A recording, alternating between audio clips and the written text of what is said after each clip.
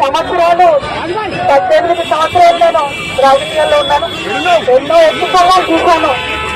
కానీ పర్సనల్గా నాకైనా నా కుటుంబానికైనా ఒక తల్లిగా పిల్లల్ని వదిలి 5.5 నెలలు ఉండడం అన్నది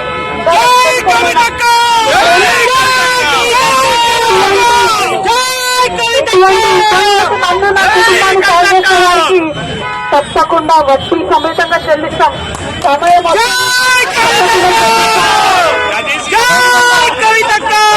తక్కువ సమయంలో మాకు మా కుటుంబానికి తోడున్నటువంటి వారందరికీ హృదయపూర్వకంగా పాదాభివందనాలు తెలియజేస్తా ఉన్నాం.